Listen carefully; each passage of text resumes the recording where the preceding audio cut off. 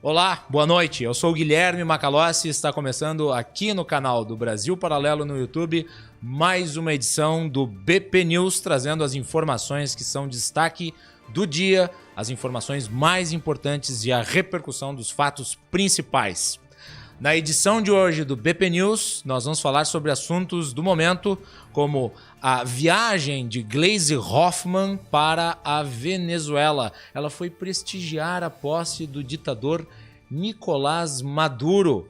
Também teremos uma entrevista com o com o deputado federal eleito Kim Kataguiri, líder do MBL, que está disputando a presidência da Câmara dos Deputados. O Kim foi responsável por uma ação no Supremo Tribunal Federal pedindo para que as eleições fossem com voto aberto. E o Dias Toffoli, presidente do STF, decidiu contrariamente a essa questão. O Kim vai estar participando da edição de hoje do BP News, também para falar da articulação, a movimentação política que seus concorrentes estão fazendo, em especial o Rodrigo Maia, que já tem diversos partidos ao seu redor, inclusive o PSL, partido do presidente Jair Bolsonaro. E também a declaração do ministro Celso Cruz, que afirmou que a EBC, Empresa Brasileira de Comunicação, não será fechada. A declaração que vai em contrariedade ao discurso de campanha de Jair Bolsonaro, que defendeu a extinção da empresa. Ed, sobe os créditos do BP News de hoje.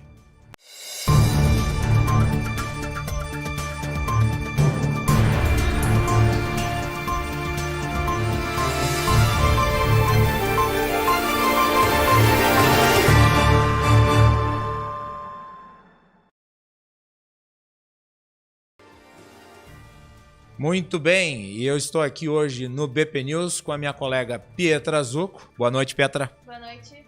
Pietra, que vai trazer as informações principais do momento, e também o Carlos Quinto, que vai ficar com vocês que estão nos assistindo nos comentários. Boa noite, Carlos. Boa noite, pessoal. Tudo bom? Muito bem. Pietra, Venezuela e Gleisi Hoffmann. A primeira pauta de hoje é sobre a viagem da líder do PT até o país vizinho, comandado pelo Maduro. Quais são os detalhes? Exato. A Gleisi então vai à posse de Maduro para marcar a posição, nas palavras dela, contra a grosseria de relação de Bolsonaro com a Venezuela. A presidente do PT, senadora e deputada eleita, vai estar na Venezuela, onde ela participa nessa quinta da posse do Nicolás Maduro no seu segundo mandato como presidente do país. Ela diz que vamos à posse por vários motivos, para marcar a posição dessa grosseira relação do governo Bolsonaro com a Venezuela, fala fino com os Estados Unidos e grosso com a Venezuela. Ela está dizendo que não encontra no mérito, ele foi eleito dentro do marco constitucional e não caberia a eles dar opinião. Ele foi eleito, é o que ela fala.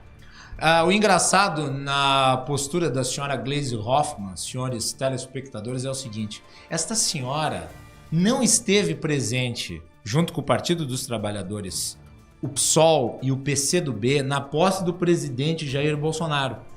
O presidente Jair Bolsonaro foi eleito democraticamente no país.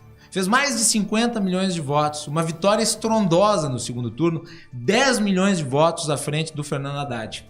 PT, PCdoB e PSOL resolveram boicotar uma cerimônia de caráter institucional, apregoando aquilo que eles chamam de a resistência.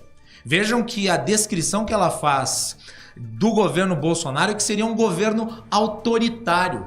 Ora, mas como autoritário se foi de fato eleito pela maioria dos brasileiros que foram votar? Enquanto ela chama o governo brasileiro de autoritário, ela vai até a Venezuela mostrar subserviência a este sim um ditador, um facínora caribenho, que tem matado seus opositores nas ruas do país e perseguido tantos outros que tiveram que fugir de lá. Vale ressaltar também o fato de que muitos venezuelanos estão migrando para o Brasil, desesperados, atrás de algum tipo de esperança em relação ao seu futuro social, ao seu futuro econômico. O norte do Brasil se transformou num caos em virtude do fluxo de imigrantes oriundos da Venezuela. O país está mergulhado no caos. A inflação bateu 1 milhão% ao ano. E, obviamente, todo o processo eleitoral lá é fraudado. A corte eleitoral da Venezuela é formada por chavistas.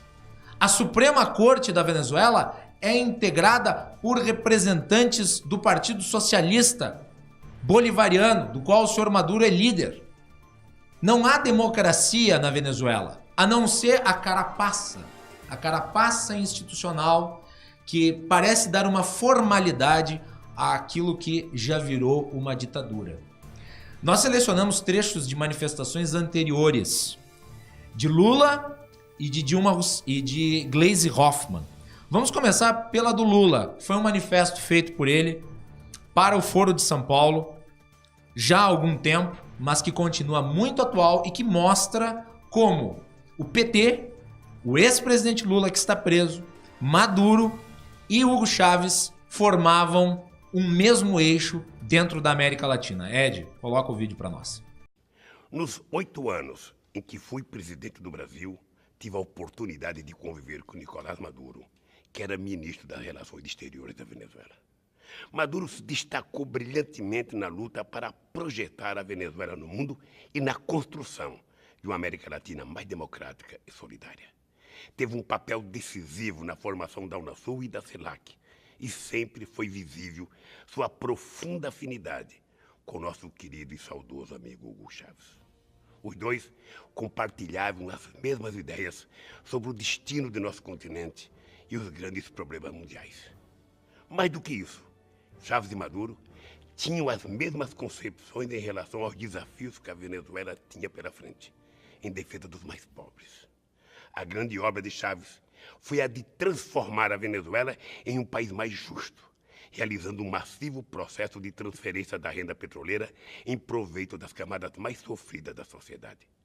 Mas Chávez, assim como Maduro, sempre tiveram claro que a Venezuela necessitava escapar dos que muitos chamamos maldição do petróleo.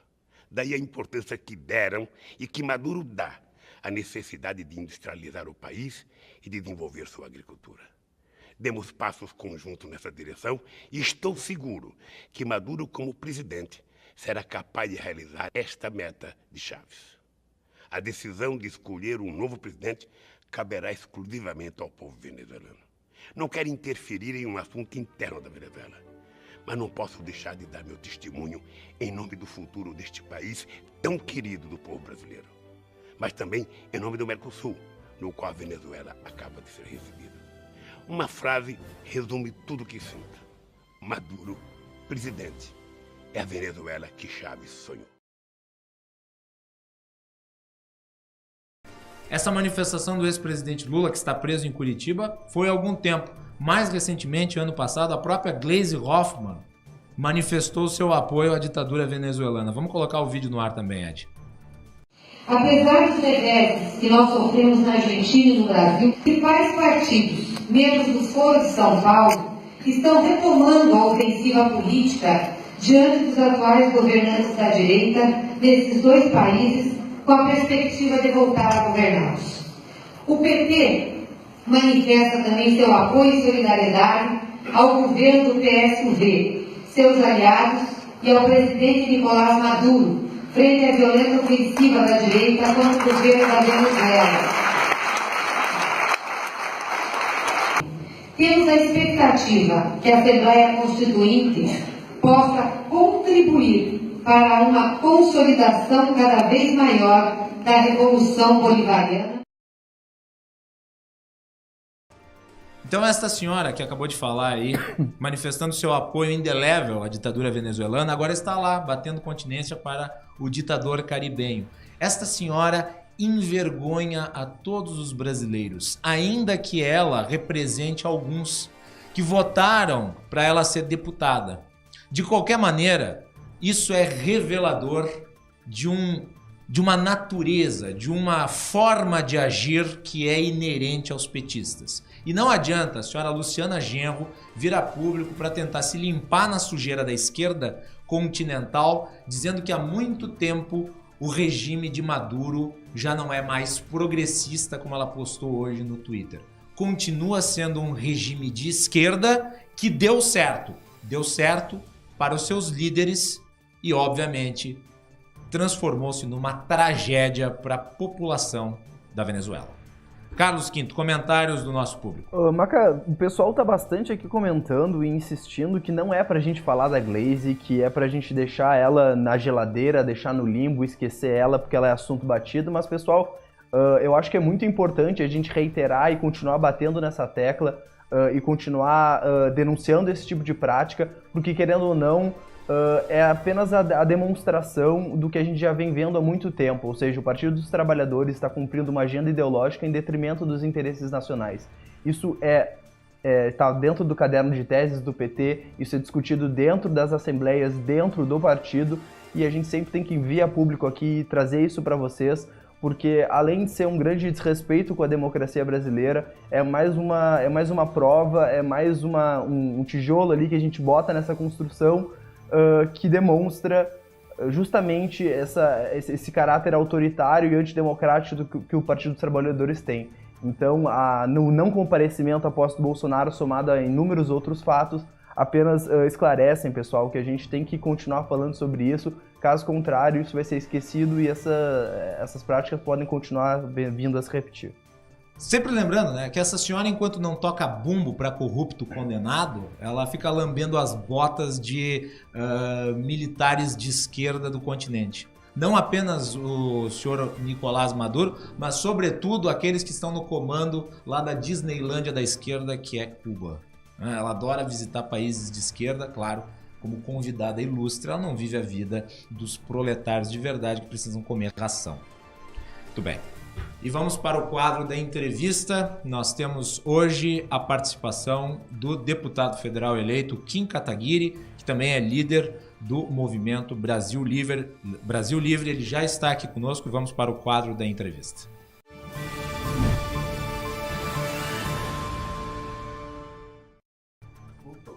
Muito bem. Pietra, destaque da informação referente a Toffoli e a votação aberta ou fechada para a Câmara dos Deputados. O presidente do Supremo Tribunal Federal, o ministro Dias Toffoli, decidiu nesta quarta-feira, ontem, no dia 9, manter a secreta eleição para a mesa da diretoria da Câmara dos Deputados. O posicionamento abre caminho para que o mesmo entendimento seja adotado pelo ministro em relação à disputa da presidência do Senado, o que poderia facilitar a eleição do Renan Calheiros, do MDB de Alagoas, já que o voto aberto dificulta algumas traições entre os parlamentares e a escolha dos candidatos considerados impopulares. A decisão de Toffoli foi no julgamento de um mandado de segurança, ajuizado pelo deputado federal eleito, Kim Kataguiri, que está aqui conosco, e por meio de seus advogados, o Kim afirmou que manter a eleição fechada na Câmara cria um perigo de dano iminente. Muito bem. Kim, bem-vindo aqui ao BP News, é um prazer tê-lo conosco. Parabéns pela eleição, primeira vez que você fala aqui conosco desde da vitória nas urnas. E eu começo lhe perguntando, obviamente, como é que você encarou essa decisão do ministro Dias Toffoli? Olha, acho que a decisão do ministro, primeiro, boa noite, obrigado pelo convite, pelo espaço. Decisão do ministro diz tudo sobre o ativismo de ocasião do Supremo Tribunal Federal, que quando ele julga necessário, quando ele julga conveniente para si mesmo, para a própria corporação, ele fala sobre as questões do legislativo, ele muitas vezes até usurpa as funções do legislativo. Agora, quando ele é chamado a tomar uma decisão que diz respeito à Constituição, que diz respeito ao princípio da publicidade, mas não o interessa, aí ele invoca o princípio da separação dos poderes, aí ele diz que um poder não pode interferir no outro. Eu acho que isso é uma perda gigantesca para a democracia. Quem vota nos seus parlamentares tem o direito de saber em quem os seus parlamentares votam, e nada mais justo e nada mais correto que o eleitor saiba a qual bloco político o seu deputado pertence.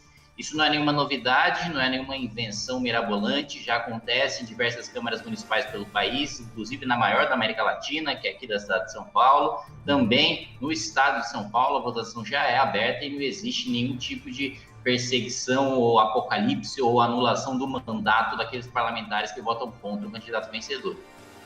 Kim, deixa eu ver se eu tô certo ou se eu tô errado, mas eu lembro que na época do impeachment foi alvo também de uma polêmica envolvendo votação aberta ou fechada. E naquela oportunidade o Supremo Tribunal Federal reviu uma decisão qualquer em relação a isso. Eu tô certo ou tô errado?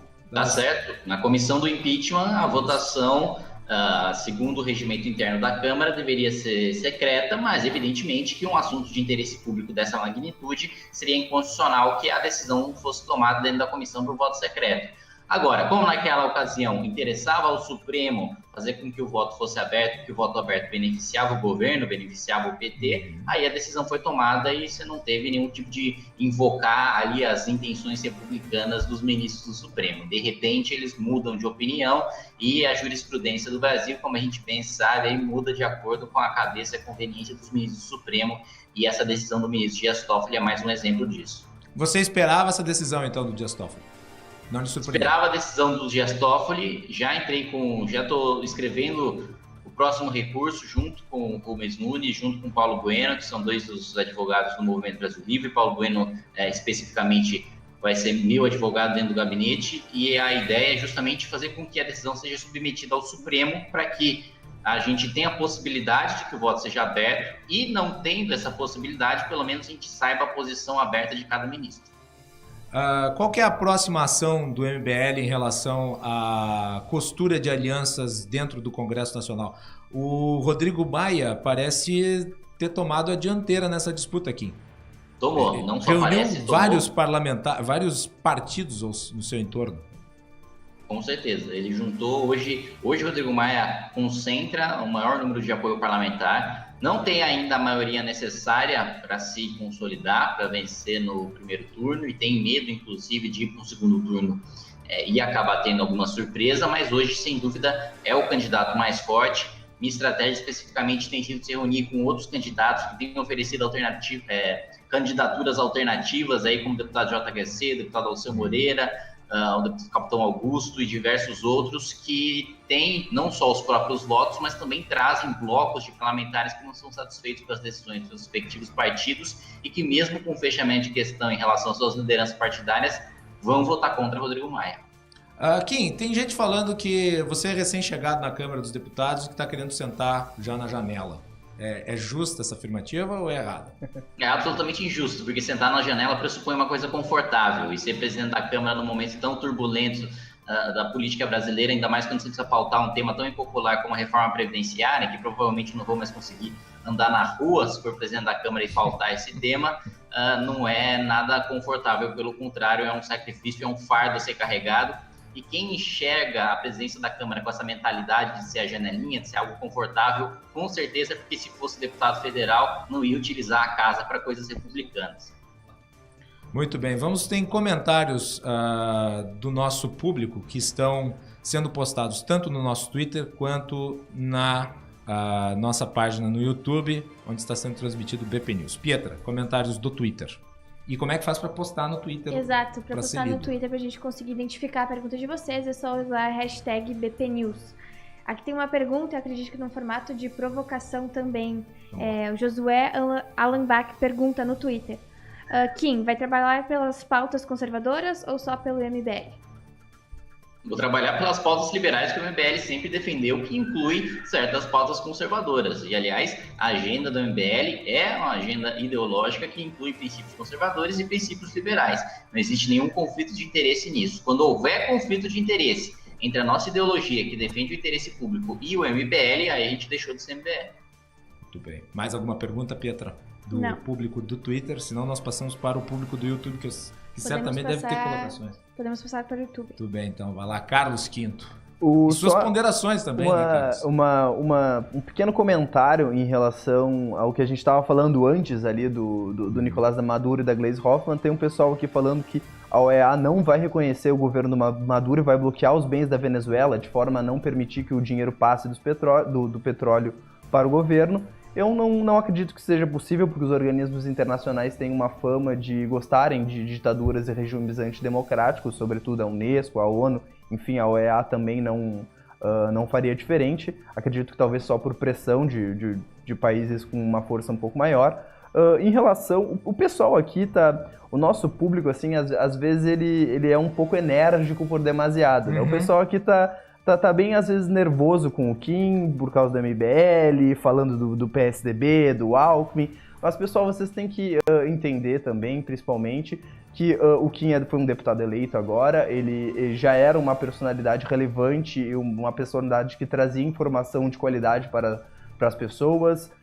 Hoje ele é uma figura pública e essas pautas elas são necessárias para que a gente possa continuar tocando aqui as nossas informações, e o Kim tem muito a agregar no nosso debate e tem muito a acrescentar essa cultura que o Brasil Paralelo tanto tenta repassar para vocês. E também, acho que pegando um pouco dessa fala do Kim, da pergunta que a Pietra leu agora, eu acho que há uma confusão muito grande hoje quando contrapõem liberais e conservadores como se fossem um antagonismo eminente. Eu acho que há uma intersecção muito maior entre liberalismo e conservadorismo do que as pessoas pensam. Então, de repente, estudar um pouco mais isso e um pouco mais a fundo nesse tipo de assunto seria um pouco mais interessante para as pessoas guardarem um pouco esses ânimos e terem realmente uma opinião um pouco mais condizente com a realidade. Muito bem. Kim, as suas ponderações sobre a agenda liberal e a agenda conservadora, dá para conciliar, no caso? Com Ainda certeza, mais quando estão se trata... absolutamente conciliadas nesse momento. E, aliás, uma pauta mais cara para o liberalismo agora, nesse momento, o liberalismo econômico, é a pauta que vai garantir ou não garantir o sucesso do governo conservador, que é o governo Bolsonaro, e a pauta da reforma previdenciária, né? Acho que hoje a defesa sendo feita aí tanto por liberais como conservadores dentro do Congresso Nacional e fora dele, por veículos de imprensa, por movimentos de militância, tem sido incisiva e correta, sabendo que a aprovação ou não dessa reforma define o sucesso ou não sucesso de uma agenda conservadora, uma agenda liberal para o país. Então, não existe esse tipo de oposição. Lá dentro da Câmara, aliás, boa parte dos maiores aliados são deputados conservadores e não tem nenhum problema nisso, né? Ficar criando rixas em torno de mesquinharia ideológica nesse momento é querer ter vaidade intelectual demais e pouco pragmatismo. Eu sou um cara pragmático, vou trabalhar com todos os conservadores sem problema nenhum. Vamos lá, eu tenho uma pergunta que eu acho que é fundamental nesse aspecto, Kim. Tu é um cara de enfrentamento, isso é inegável. E é por isso que existe tanto estrilo por parte da esquerda em relação a você, quanto por parte de alguns conservadores até.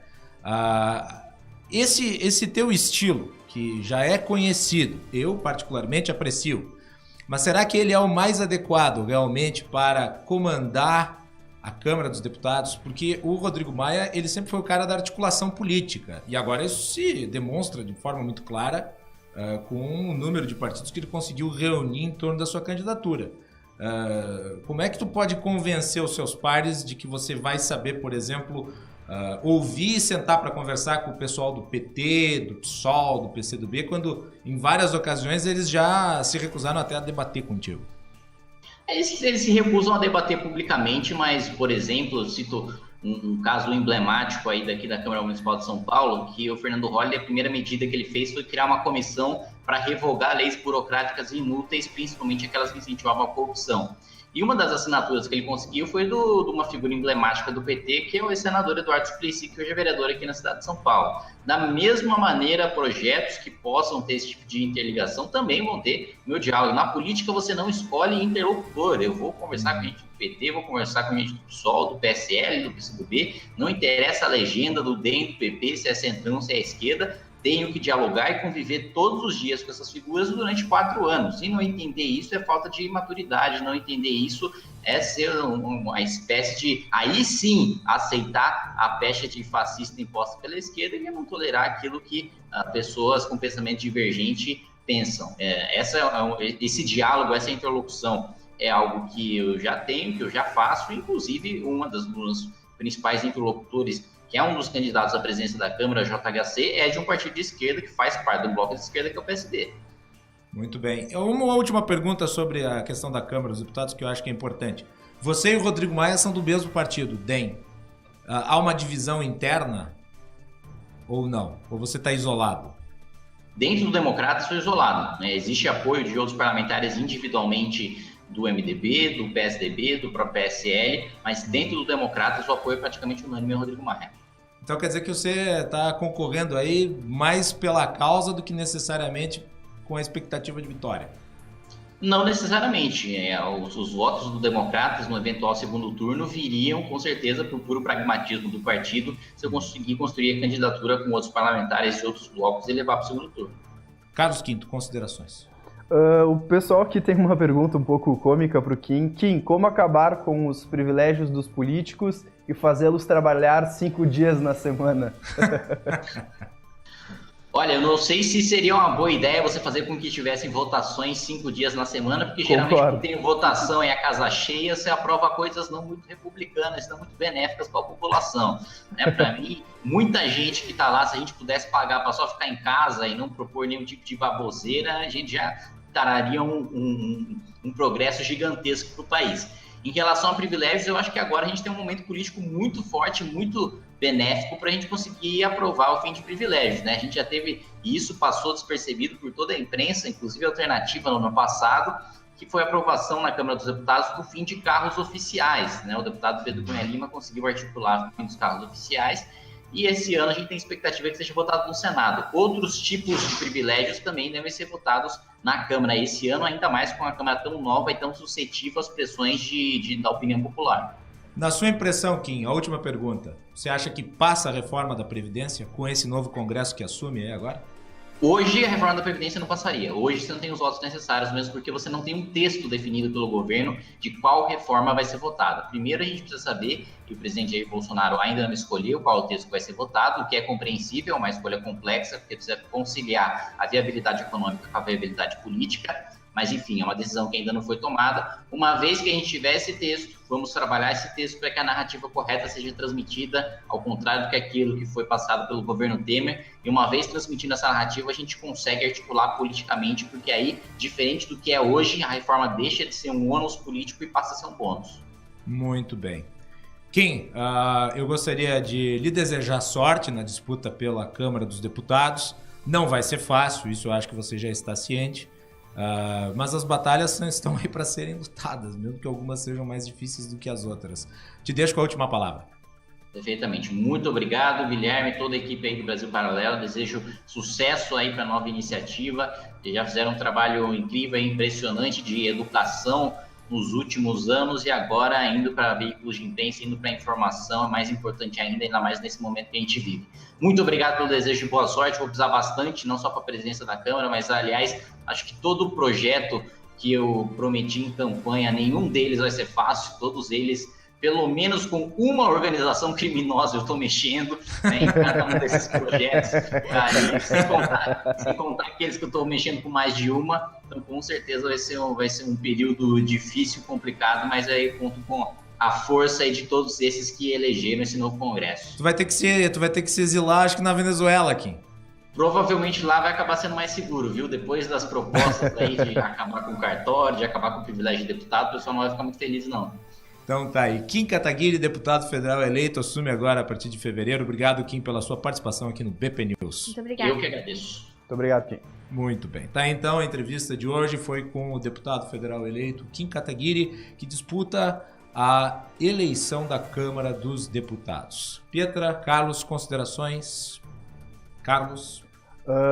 Pessoal aqui tava muito enérgico aqui falando sobre o Kim. Mas por quê? Eu não sei, sinceramente, assim, eu não sei. É porque, assim, uma coisa que vale muito a pena falar e que numa fala do Kim é muito importante, realmente, é que, às vezes o nosso público tem um contato muito grande com doutrinas, com ideias, e se torna por demasiado, assim, fica pairando em abstrato no mundo das ideias. Só que o mundo da política, o mundo da votação, da Câmara, do Senado, ele é, como quem falou, um mundo muito mais pragmático, é um mundo de negociações, é um mundo de acordos, ele é um mundo onde, para tu lutar pelos ideais republicanos, tu precisa, às vezes, fazer concessões para conseguir ganhar determinados avanços. Então, eu acho que o pessoal, talvez, trabalhando um pouco mais nessa questão e maturando essas ideias, reflitam um pouco mais e consigam entender um pouco de como que a política funciona no Brasil e como que a política pode ser exercida pelos ideais e pelos pensamentos corretos.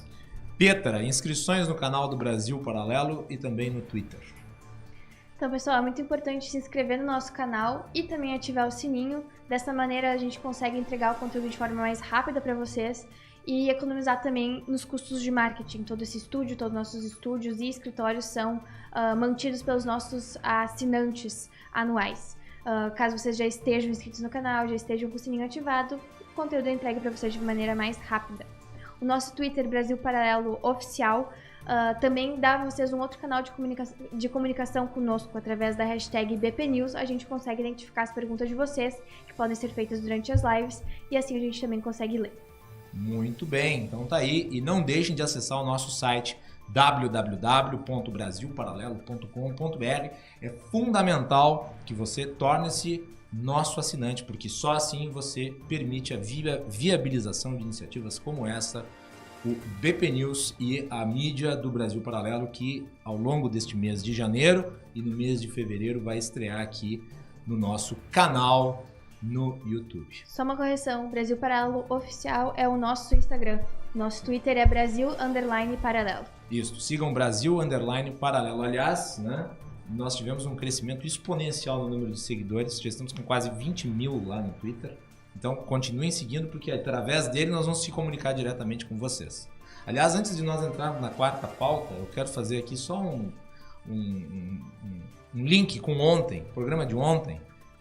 Nós comentamos a matéria da Veja, né, que chamou o Brasil Paralelo e outros sites alternativos de mídia como amigos do poder.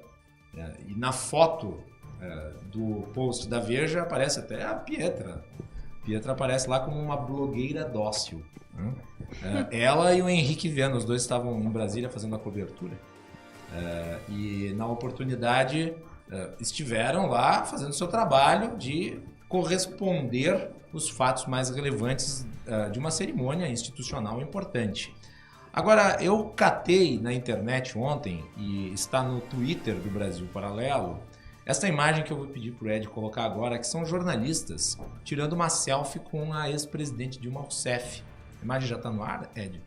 Já está no ar, então vocês conferem aí, tem até a Zileide Silva, que é a apresentadora da TV Globo, e este selfie ocorreu em 2016, após um café da manhã com a Dilma Rousseff. Então logo acabou o café da manhã, os jornalistas foram lá paparicá-la, é a palavra que dá para usar, né? Se acumularam ao redor dela e vocês veem que não é um selfie que está sendo tirado, são vários selfies que estão sendo tirados. E daí o pessoal ali não foi chamado de blogueiro dócil, né? Eu não lembro de nenhum selfie tirado assim por nenhum integrante do Brasil Paralelo. Pietra, tu que estava lá, não foi assim, né? Não foi assim. Inclusive, nessa nota da Veja, tá falando que a gente saiu com mais... que a gente tinha mais acesso, livre acesso a tudo. Não, a gente tinha exatamente o mesmo tipo de acesso que os jornalistas tradicionais, que é a mídia tradicional. Isso aí foi narrativa que eles usaram para dizer que o governo Bolsonaro eleito é hostil a eles. E vale lembrar que as pessoas que estavam lá organizando ainda era o pessoal do governo Temer. Porque era o dia da posse do Bolsonaro, logo ainda se usava toda a equipe do então presidente Temer. Muito bem. E vamos passar para a próxima pauta, que é sobre EBC. Pietra, detalhes aí. O ministro disse que é para manter estatal. Exato. O ministro Santos Cruz disse que o EBC, a Empresa Brasileira de Comunicação, que é uma empresa pública federal responsável pela Agência Brasil, TV Brasil e a Rádio Nacional, não será extinta, mas vai passar por uma racionalização, afirmou esse ministro, que é o ministro da Secretaria de Governo, em entrevista à Globo News. Então tá aí, já que nós somos blogueiros dóceis, vamos criticar o que deve ser criticado. A declaração do ministro vai exatamente na contramão daquilo que o presidente havia falado na sua pré-campanha. Tem um vídeo, inclusive, do presidente Bolsonaro no programa Pânico, dizendo que a EBC não servia para nada e que devia ser extinta. Vejam, não é nem privatizada, é extinta. Eu acho também que devia ser extinta. Aquilo ali virou um clube de jornalistas, na maioria, não todos, na maioria fracassados, e que na época eram integrantes da esfera de influência do Partido dos Trabalhadores. Então ali eles juntavam todos os que tinham saído da grande mídia e que de alguma maneira queriam trabalhar em favor do governo. E é o traço de audiência mais caro do Brasil. traço de audiência mais caro no Brasil, porque é uma televisão que ninguém assiste, é uma televisão que ninguém presta atenção nela e que não serve para absolutamente nada a não ser exercer o jornalismo chapa branca. Vocês sabem quantos funcionários tem a estrutura da EBC? 2.000 funcionários. Meu Deus. 2.000 funcionários distribuídos entre a Rádio Obras, a TV Brasil, entre outros organismos aí que compõem esta rede que tem, né, quase que um caráter de rede privada, né? As redes privadas têm emissoras de rádio, de televisão. Pois é, a EBC tem tudo isso. E o ministro, que no início do programa até confundi com a empresa Souza Cruz, né? Empresa aí que faz produção de cigarro. Agora, esse ministro aí vai na contramão do que disse o presidente e vai ficar por isso mesmo? Nós estamos esperando a redução do tamanho do Estado, não o mantenimento de estruturas burocráticas que servem para apadrinhar os militantes políticos. Espero que isso não se mantenha. Espero que o presidente Bolsonaro reveja o posicionamento do seu ministro e não se deixe encantar pela estrutura de estatais que existe no país e que passam das centenas e que, infelizmente, se transformaram em grande prejuízo para o nosso país. Carlos, comentários dos nossos telespectadores. O pessoal está unânime aqui dizendo que é para vender, que ninguém mais aguenta esse tipo de empresa sendo mero cabide de empregos dentro da administração estatal. E o pessoal está cobrando aqui muito as promessas que foram feitas na campanha de Jair Bolsonaro, que ia acabar realmente, que boa parte das empresas estatais estavam na mira a serem privatizadas.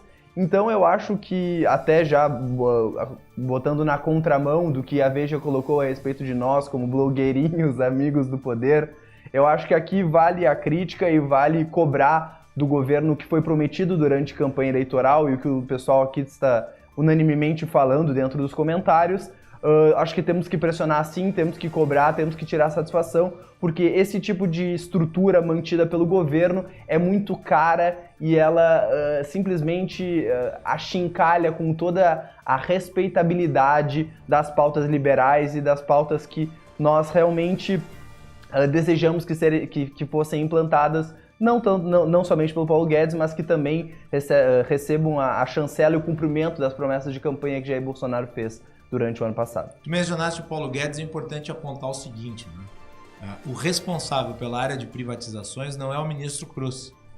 O responsável é o Salim Matar, que é empresário, um liberal, um homem que está designado para fazer o trabalho de desestatização. Entende como funciona uma empresa privada.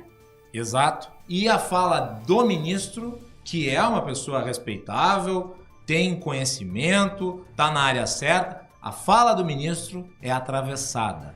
Passa na frente de outras pessoas que são os verdadeiros responsáveis por esta matéria. Petra, mais algum destaque aí do nosso público? Mais alguma consideração? Nada mais, deixa eu carregar aqui.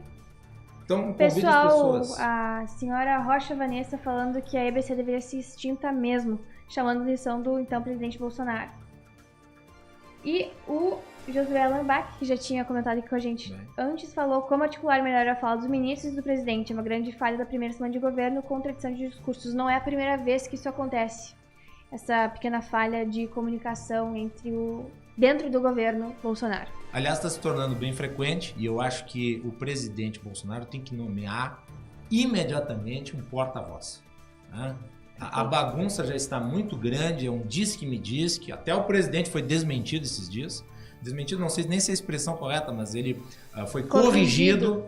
Este foi o termo usado pelo Onyx Lorenzoni na questão do IOF e do imposto de renda.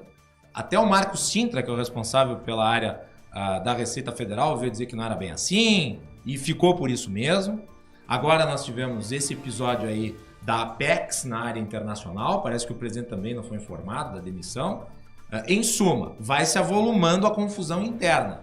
A questão é, isso eventualmente vai explodir para o público, trazendo prejuízos a todos? Então é tempo ainda, porque é início de governo, se reparar este problema, nomeando um porta-voz para centralizar as informações. É correto que o presidente se comunique com a sociedade através das suas próprias formas, pelo menos com o Twitter, as redes sociais? Sim, é. Mas a comunicação não pode ser restrita a isso. Ela deve ser maior, deve ser mais organizada. Carlos, alguma consideração final? O pessoal aqui, o Matheus Costa falou, deu um comentário aqui, privatiza tudo e revoga o Estatuto de Desarmamento. Concordo, Matheus. E aqui a Janine está falando que o Brasil Paralelo comemorou tanto a vitória da direita, mas agora estão com murrinhas da esquerda. O que são essas críticas, pessoal? Janine, nós não comemoramos a vitória de ninguém, nós simplesmente aqui constatamos e tentamos fazer um trabalho de informação, um trabalho de tentar levar o que está acontecendo dentro da política, não só em Brasília, mas do Brasil inteiro, para todo mundo através da internet. Lembrando sempre que o Brasil Paralelo não apoia nenhum partido político, não recebe dinheiro público e nem privado de empresários ou afins. Então nós estamos aqui trazendo informação e quando couber algum tipo de crítica, quando couber algum tipo de cobrança, independentemente de quem estiver ocupando o cargo mais alto do executivo, nós assim faremos, porque é assim que a prática jornalística funciona. Muito bem. Gostaria de agradecer a todos pela audiência. O BP News de hoje vai ficando por aqui. Obrigado, Petra, pela participação. Muito obrigada, Nicolas. Carlos, obrigado pela participação. Muito obrigado, pessoal. Lembrando, BP News sempre ao vivo, a partir das 20 horas aqui no canal do Brasil Paralelo no YouTube. Se inscreva, clique ative o sininho para receber as notificações e torne-se nosso assinante através do site www.brasilparalelo.com.br. Obrigado ao Ed aí pela produção, também ao nosso assessor aqui, o Chalita, também está aqui conosco. Então, boa noite a todos. Boa noite. E até mais. Até.